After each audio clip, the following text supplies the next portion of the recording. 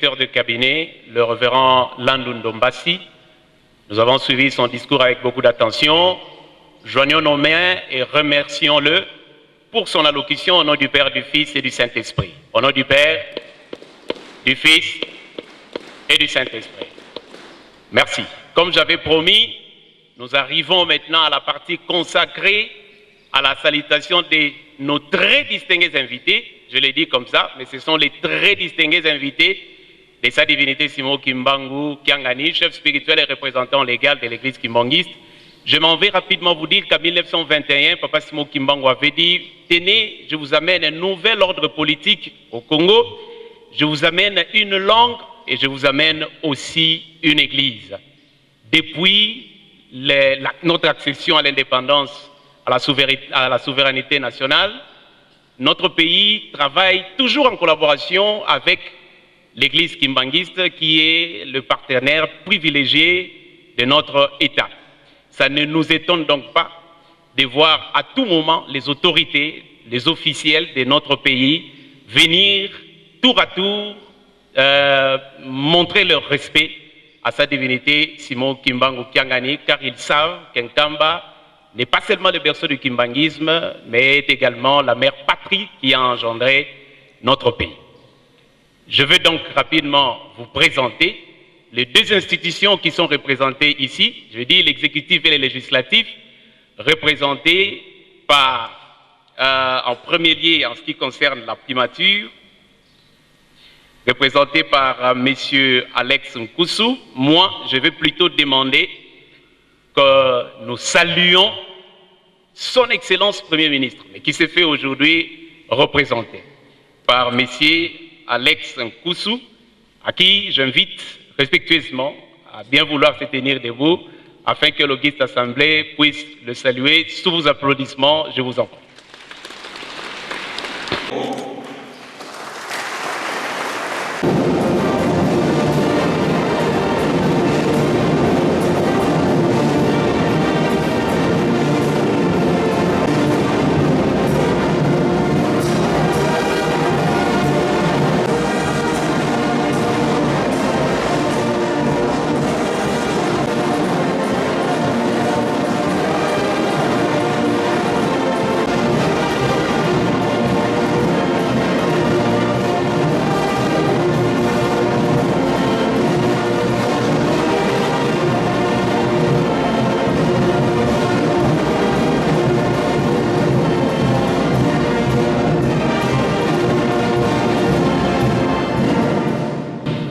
Joignons nos mains et saluons-le au nom du Père, du Fils et du Saint-Esprit. Au nom du Père, du Fils et du Saint-Esprit. Merci. Excellence, vous pouvez vous rasseoir. Maintenant, nous allons saluer l'honorable président de l'Assemblée nationale de la République démocratique du Congo. Ici, représenté par honorable Fouani Sassi Malanda, député national et chef de la délégation à qui nous demandons de bien vouloir se tenir debout, aussi de l'honorable Lebe Moupia qui est parmi nous, Faki, morceau de musique.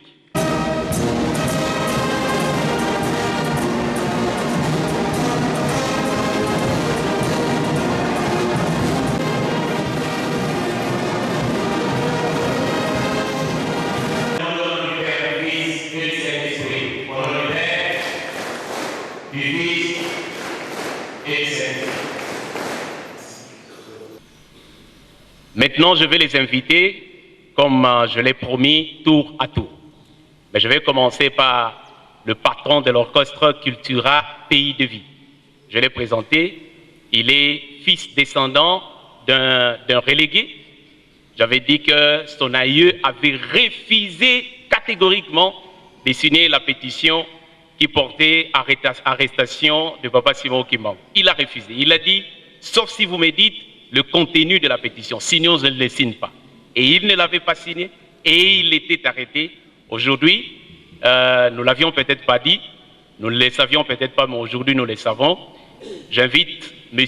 Landou Félix Wazekwa à bien vouloir me rejoindre du haut de cette tribune afin de dire son mot. Mbote mingi, mbote na mandeko nyonso, surtout bao bayaka déjà bandakala na makambo nyonso tu ezotala religion kibangiste. Merci mingi na papa Simon Kimbangu pour l'invitation na ye. Ngai nazali musicien, eza musala oyo batu mingi basepelaka na yango me bazwaka yango pena na valeur te. Mais ye alobi te musicien wana ifa yawa parce que apesi musala na ngai valeur. Yango wana soki tokobetela papa Simon maboko pona o asali.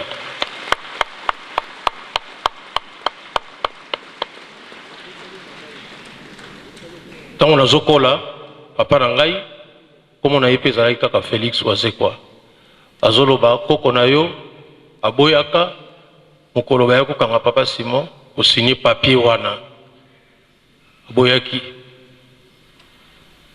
alobi mutu makasi ere moko ozalaka nango olanda ezaleli ya koko na yo olinga makambo ya pamba te. Lelo nazo remercier koko na ngai wana mpona mutu makasi na ye pona souci ya vérité. Fo mutu azala bongo ezali te ke lokola ba chef ya groupement mingi ya Mbanza-Ngungu basiniaki papier wana ye pe il fallait signer. Non, amonaki ke eza na sens te. Lelo na ye koloba mwa moke kaka d'abord na ye ba ekutu teke na koloba tango na komi awa nde na comprendre qu'il faut na loba quelque chose. Papa Simon Kimbangu, merci pour l'invitation na yo. Lelo toye pona ndenge papa Diangenda kufaki basusu ba comprendre yango bien te pona nini il faut batu bakutana basolola to bakanisa moto yo asa kufa na ye parce que misala o moto wana asala na kombo na ye Nzambe alingi te bakombo wana ebungaka na mitu na biso parce que tokobosana lisusu na o bango basalaki ezali façon na biso ya kolonga liwa. Mokolo mosusu général moko munene ya armée na poto abongisi armée na ye mobimba bato bazalaki ebele basoda na ye mandoki nyonso tu oyo esengelaki mpona koganye bitumba ye atelemaki liboso ya armée na ye mpo apesa baordre mais na esika bato bazozela baordre bamoni général wana babandi kolela baprotocole baye pembeni batuni me général ozolela mpona nini alobi nabongisi armée munene ndenge bozomona boye tokokoboma ennemi nyonso tu oyo tolingi nazolela po armée oyo ekoka nango koboma liwa te. Ça dit que liwa un jour ekoganye biso nyonso kaka nde tozali awa basoda bacomprendre mpona nini mokonzi wana aza kolela mais façon ya koganye liwa ezali mpe kokanisa bato bakufa oyo basala yango wana nazo remercier papa Simon Kimbangu mpona invitation na ye mpona tobosana papa Diangenda te na oyo ye asalaki toye awa mpona culte aux morts te toye te mpona toloba na papa Diangenda likambo ayoka su biso te mais oyo ye asalaki tokanisa yango toyebake no asalaki boye abatisaki église kimbangiste yango wana ndenge toye boye tokanisa yango te eza démarche moko ya pamba po soki biso moko tozalaki mpe na se mabele ata tokoyeba te me kozala bien bato basangana mpona kokanisa kombo le mosusu na oyo tomemaki na mokili. Eloko nakoki koloba lelo biso ba musicien bayebi biso kaka bato ya kisi mais soko ozobina obeti face balobi kisi yango wana le mosusu osali kamo balobi diamba yango wana mais moto atelemi liboso na biso nano nasimba kisi te. D'ailleurs soko oza moto ya kisi mpo ya awa ezalaka mapasi mais pour na pe mokili ye ba ke nazaka na kisite ya solo nazo senga na papa Simon Kimbangu bongo amema ngai esika nzoto ya papa Simon Kimbangu ezali po balobi muto akisi akotaka kuna te. Voilà, ngai akotisa ngai.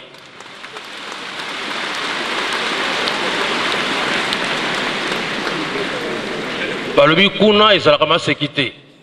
Mokili sikoyo ko comprendre que tango bozobi na bafimbu, tango bozoyoka banzembo na nga nzoka nde ezalaka kaka na makasi ya Nzambe. Po soki na tikali kuna discours na nga oyo ekufi. Papa Simon opona mokolo nazali awa lelo na lobi oyo kobema ngai kuna po mokili mona ke tosalaka mosala oyo pe na makasi ya Nzambe kaka. Nayebi na nga banzela musute. Nayebi banzela musute. Eloko na yemi nkosenga pa papa yango wana. Soki na zongi na moni nzoto ya papa Simon Kimbangu te, ekozala faute ya papa Simon ndenga vandi awo.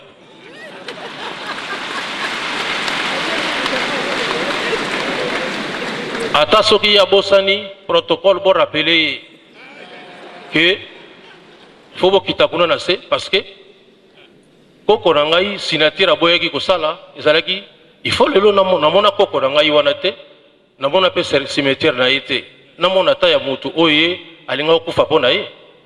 Voilà, merci mingi papa pour l'invitation na yo.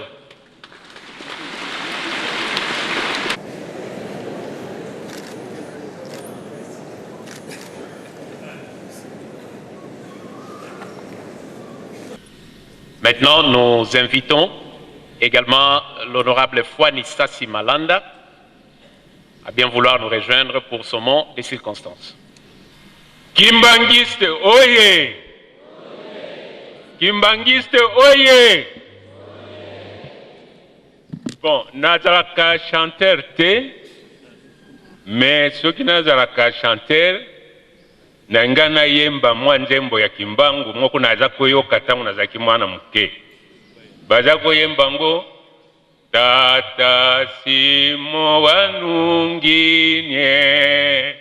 yalake yala munza ya vimba papa Simo wanunginye yalake yala munza ya vimba.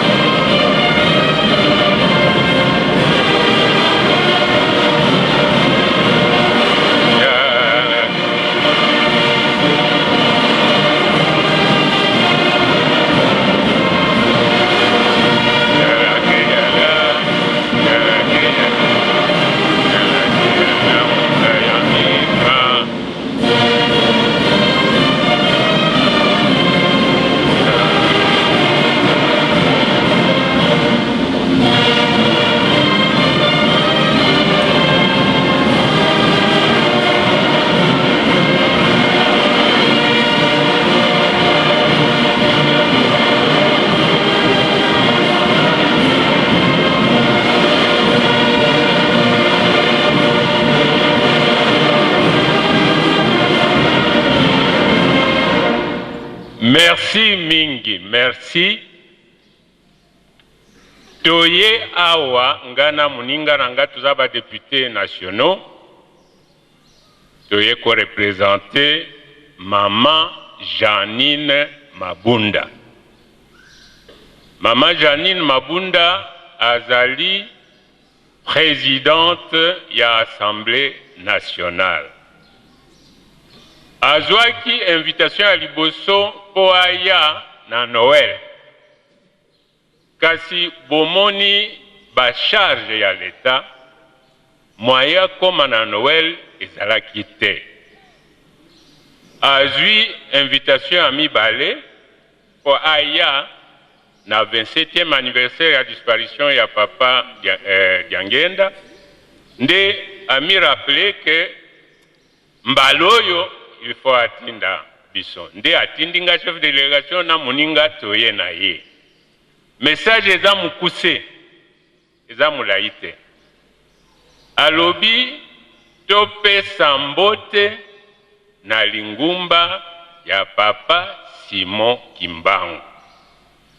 Toloba na lingomba ya papa Simon Kimbangu que malgré le fait que ye physiquement azali awa te, ye azali na motema azali awa. C'est-à-dire que spirituellement azali awa. Nde asengi na lingomba lemba na kobondela te po na République démocratique du Congo.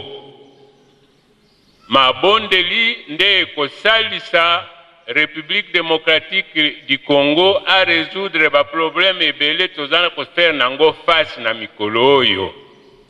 Nde message ya mama yango wana eza ya mukuse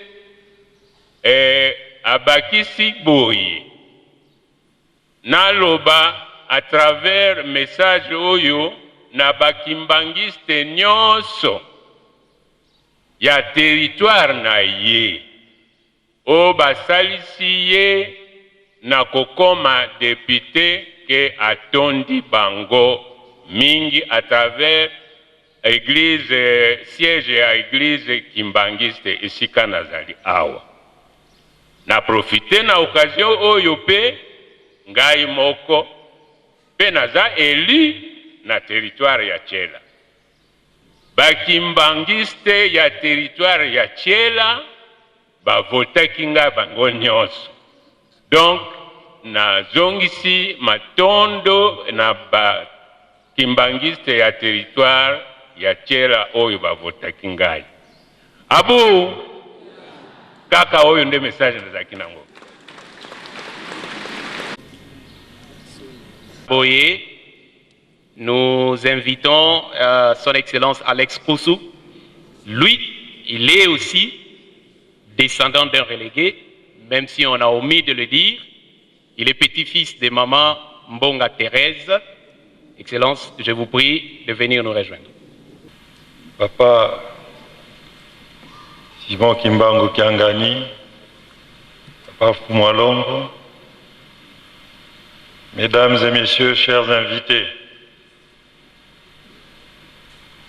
Son Excellence Ilunga Ilunkamba, Premier ministre, avait reçu l'invitation de Papa Fumwalongo et ne pouvant se déplacer, il m'a chargé de venir le représenter et traduire à Papa Fumwalongo, comme à vous tous, sa gratitude et ses remerciements. Son Excellence, Monsieur le Premier ministre,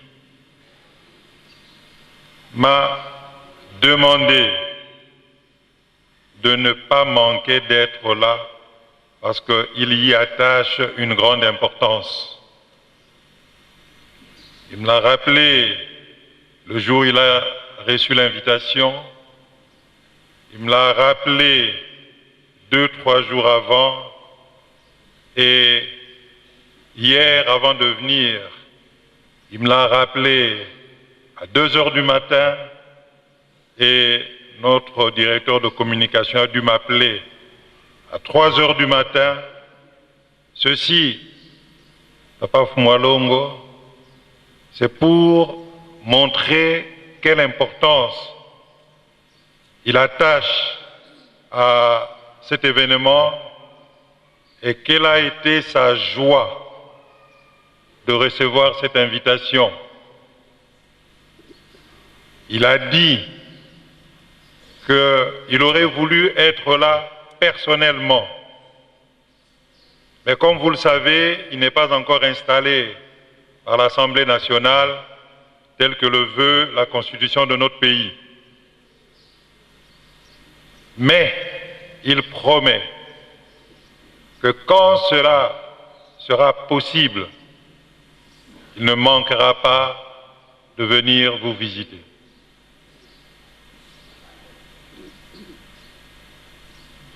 Il a tenu à ce que je dise qu'il connaît la personne de Papa Simon Kimbangu.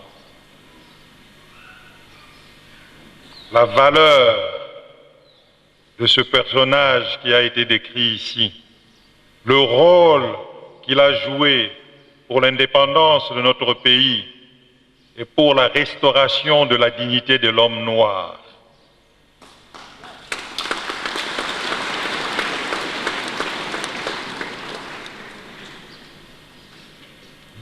Son Katanga natal, parce qu'il est originaire du Katanga, le Katanga regorge des témoignages de papa Simon Kimbangu. Vous le savez autant bien que lui et moi.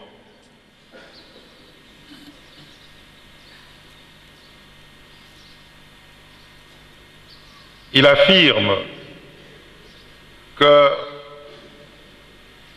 connaît quelques grands projets de l'église kimbanguiste. Je citerai en passant le projet que moi j'appelle souvent l'objectif 2021 pour la finition et l'inauguration du musée qui est érigé à l'honneur de Papa Simon Kimbangu. Il connaît le problème de la route qui, c'est vrai, aujourd'hui fait l'objet du programme des 100 jours de son Excellence, Monsieur le Président de la République, mais il sait que vous avez un projet de confortement de cette route.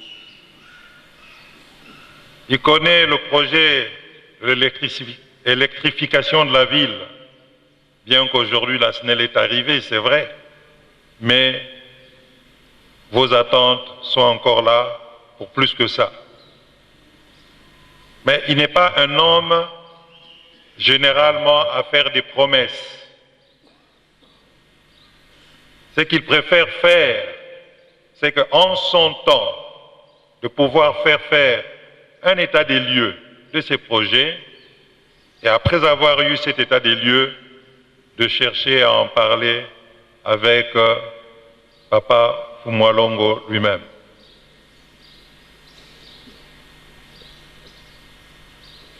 Il vous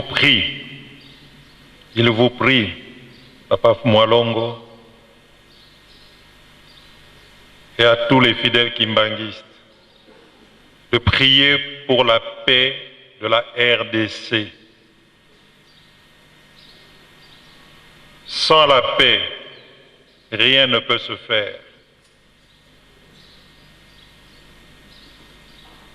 Il vous demande de prier aussi pour l'accompagner dans cette mission que le chef de l'État vient de le confier.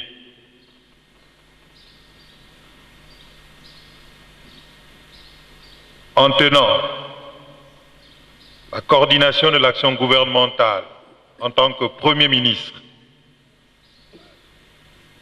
Cette mission qui consiste premièrement à améliorer le vécu quotidien du Congolais. Encore une fois, il vous remercie, il vous témoigne de sa gratitude, il a un profond respect de votre personne. Voilà le message du Premier ministre. Tout à l'heure, le présentateur, j'ai suivi avec beaucoup de joie le témoignage qui vient d'être fait à notre frère Félix Oisé, quoi. Maintenant, ce n'est plus le Premier ministre, c'est moi qui parle, à mon nom propre. De savoir qu'il est fils ou Ntekolo Kole. Je me suis dit, mais ce n'est pas un hasard. Et le présentateur l'a dit. Parce que moi-même, je suis Ntekolo de Maman Thérèse Mbonga, comme on vient de le dire.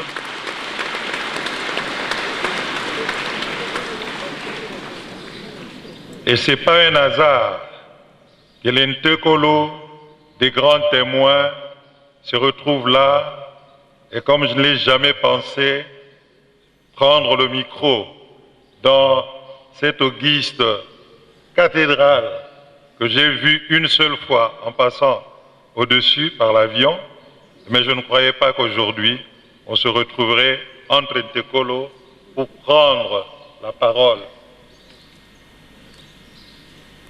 et faire ou traduire les témoignages de nos grands-parents qui ont témoigné à leur temps. En tout cas, c'est une marque de gratitude pour moi aussi et de fierté et d'honneur. Je vous remercie.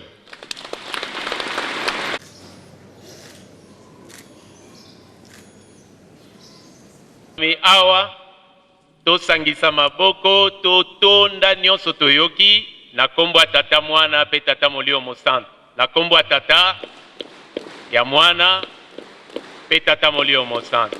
Merci. Tosilisi na kombo ya tata mwana molio mosantu. Amen.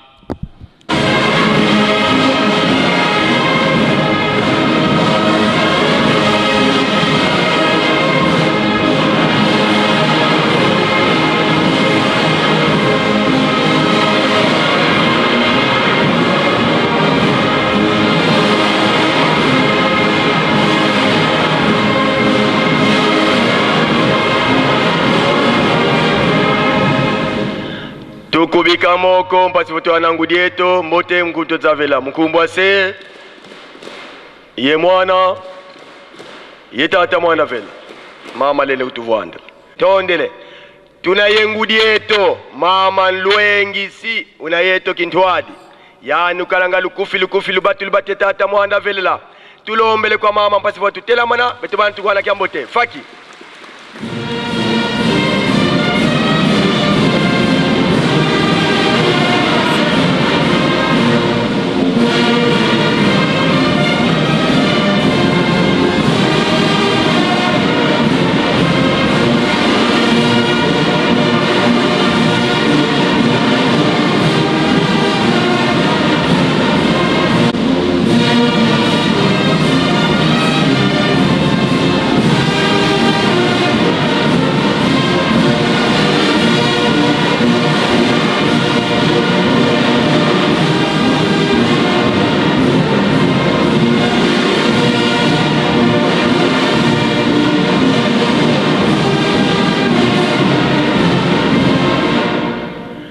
tukubika moko pasi voto anangudi eto mama lwengisi yani ukalanga lubati lukufi tata mwanda velela mbote mkumtazavela mkumbwa se ye mwana ye tata mwana vela mama lende kutuvu tasimule kimao kyangani iyani nzambi eto na 1887 1918 1951 mutu moko kaka ye moko kaka iye kaka échanger likambo moko te nzambe ne mutalakisaka mutu nzela nzambe yeyo avandi kati na biso tata mwanda vela atako biso batozoyeba yo bayike bayebi yo papa bazotosa yo bazopesa maboko na botongeli sema sika papa ata na likambo na papa kanisa biso tata mwanda velela tukulombele mpasi watu tela mana tubete watu wana kiambo te faki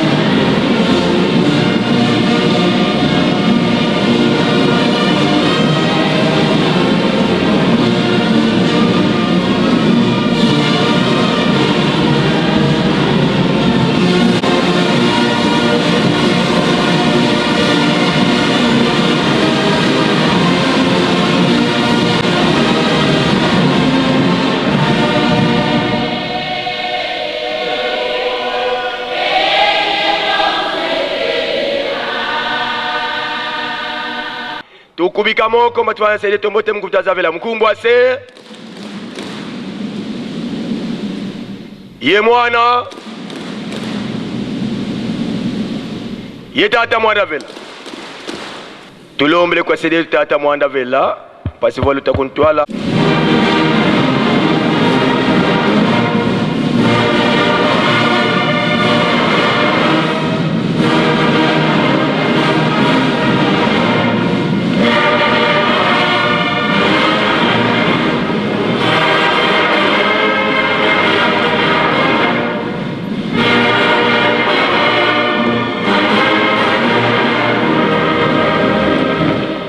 tusamba entsambu za mfumu wetu Yesu Kristo yezola kwa nzambi wa sedetu ye untwadi ya mwanda velela bika wakalanga yetu tuka kwa yelemvu seye mwane mwanda velela amen.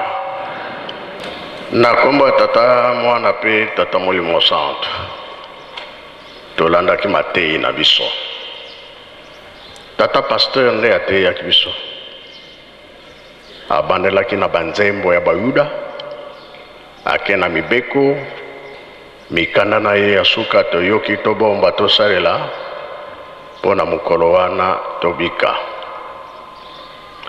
Lelo eza mokolo monene kati na biso, mokolo ya mabondeli mpe mokolo ya kokanisa. Topesi merci na ndenge invité na biso baye ndenge mpe tata ministre a répondre na mama na biso. Topesi esengo mpe topesi merci. Tosalaka bongo ntina ezali ebandela mosala ya tata Simon Kimbangu akendaki na nzundu na medaille. Tata Simon Kimbangu alobi na mokonzi wana ya leta, Nzambe apesinga mosala na sala me na kosalela yango na mabele na yo. Chef medaille alobi likambo te, sala mosala na yo na ndimi. Me alandisaki na ye ke awa ondimi yo mpe moto ya liboso nde okokangama. Abeti tolo na ndimi. Ndenge abetaki tolo wana kuna na likolo mpe eyokani. Sala ya tata Nzambe endimami oyo tata Kimbangu alobaki na chef medaille. Ntango tomonaka bakonzi ya leta eza fierité na biso. Mpona nini bakolo batunaka tata Simon Kimbangu, omemili biso nini? Réponse ya papa Kimbangu, lingomba, leta mpe monoko ya Kikongo. Kamo misato wana yaki na biso nango elakisi ntango tomonaka leta lokumu na biso ndenge baye korépondre biso toza na esengo. Topesi mpe merci maloba oyo toyoki bapesi biso kobanda tata ministre na mama na biso mpe tata Wazekwa. Ye tata Wazekwa koko na ye akotaki. Mpona nini? Bazalaki ebele na Mbanzango. Mundela alobi awa tozokanga tata Simon Kimbangu, toza komema ye na Katanga kuna kokende boloko ya liwa bosinie bagroupement nyonso basiniaki me papa Wazekwa asiniaki te. Ye alobi botangelanga nano makambo eza na kati bongo na kosinia. Mundele wana alobi yo oza mayele bango nyonso basinie yo boyi kosinia. Oui, nayoka nano nini eza na kati. Sima nde batangeli alobi non nga na kosinie te. Na bango nyonso basiniaka Selon papa Diangenda, le banquier était basé dans Esika et Mabé. Sauf que papa Wazeko. Mais dans le temps où papa Diangenda, bayaki kosenga bolimbisi. Na bato basinyaka liwa ya tata Simon Kimbangu. Yebi kuna na bawoyi oyelekaka kuna. Nzambe kaka mutayebi yao. Biso tozali bato. Alors, mukolo lelo tenge bayebisi biso balobi na biso sikawa misala ya papa Diangenda totali pe akomisi lingomba na mokili mobimba. Lelo soki tozoya ntango nyonso mpe sikoyo tozotonga nkamba Yerusalemi ya sika ekosala biso pasi na motema me biso te oyo nyonso ezalaka programe ya tata Nzambe. Lobi tolobaki moke kolo Yesu alobi boye ntango moke nakozala na bino te me ntango moke nakozala na bino. Likambo alobi eza moke kasi eza monene. Ntango oyo nakozala na bino te nake kobongisela bino esika kuna nakozala bino nde bokozala kuna elakisi bongo ke kobongisela biso esika. Likambo monene yango wana me ntango moke nakozala na bino elingi loba nini? Bayekoli nyonso ntango babomi kolo Yesu bango nyonso bakufaki mpe babomaki bango. Oyo ya Simon Pierre Petelo alobi bokoboma ngai.